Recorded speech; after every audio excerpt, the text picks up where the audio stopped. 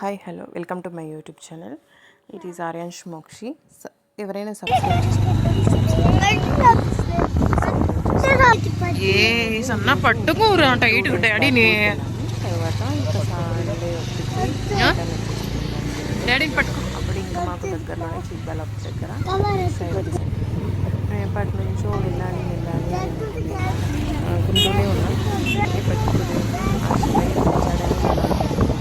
మనమైతే ఏమైతే అనుకుంటామో అదే జరగదు. ఎప్పుడైతే దేవుడు అనుకుంటాడో అప్పుడే జరుగుతుంది.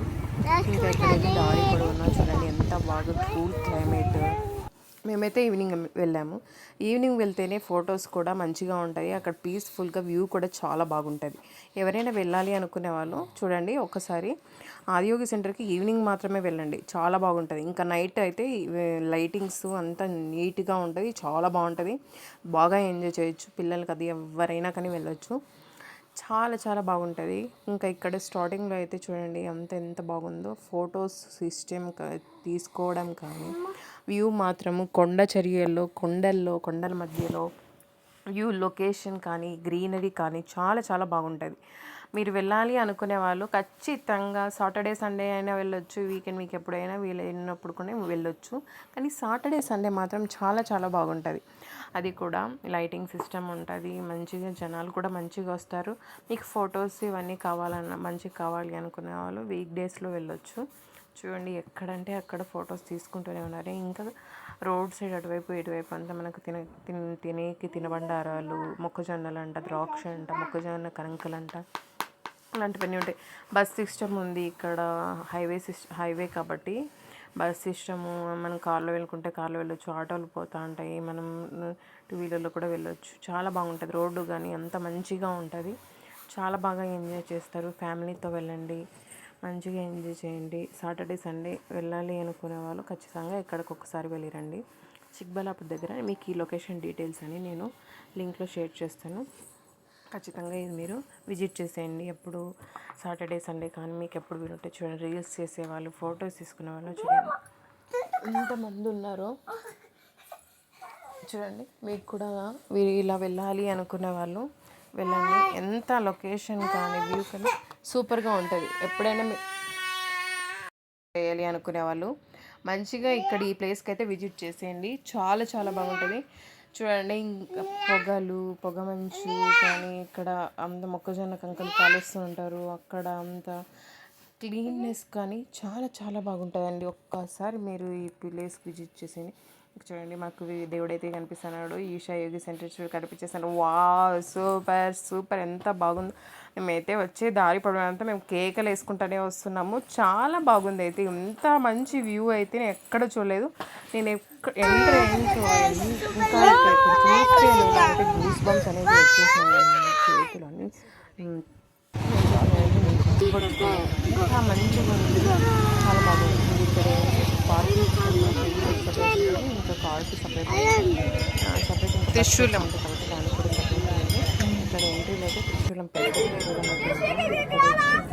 అనేది ఎంత బరువు ఉంటుంది, ఎంత ఉంటుంది. అంత మంచి ఇక్కడ వీలుంటుంది.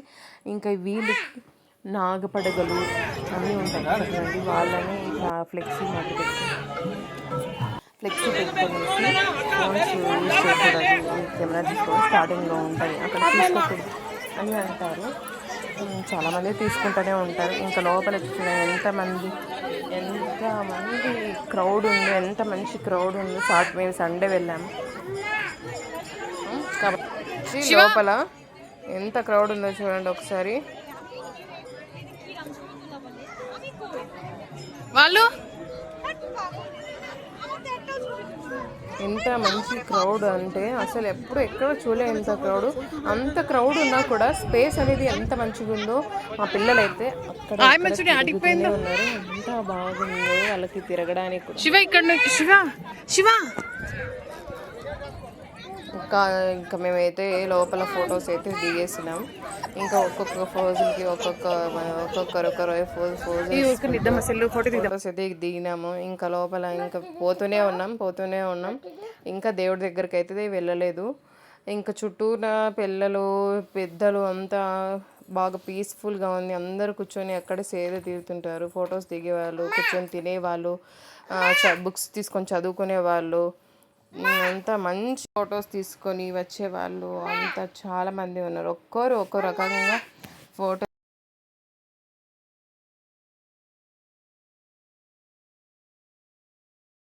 ఎంత మంచి ఫొటోస్ అయితే వస్తాయంటే అది ఈవినింగ్ టైంలోనే మనకి ఫొటోస్ వస్తాయండి. ఎక్కడెక్కడ నుండో వస్తూనే ఉంటారు. మనకైతే చిక్బల్లాపూర్ దగ్గరలో ఒకటి ఉంటుంది. అలాగే ఇంకా కోయంబత్తూర్లో కూడా ఒకటి ఈషా యోగి సెంటర్ అనేది ఉంటుంది.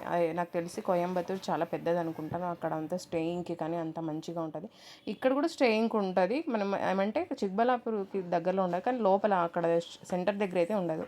ఇంకా మేమైతే ఇంకా అక్కడ నుంచి వచ్చేసిన తర్వాత నైట్ డిన్నర్ అయితే చేసేసాం బయట. చూడండి ఎన్ని రకాల ఐటమ్స్ తీసుకున్నాము. మా పిల్లలు ఒకటి, నేను ఒకటి, మా ఆయన ఒకటి తీసుకొని అక్కడే అయితే డిన్నర్ ఫినిష్ చేసి తీసుకొని మేము ఇంటికి బయలుదేరినాం. చూడండి రకరకాల అని దీని పేరు వచ్చేసి లెమన్ బేబీ కార్నర్. ఇంక ఇది వచ్చేసి open. Thanks for watching my video. Please subscribe my channel. Please.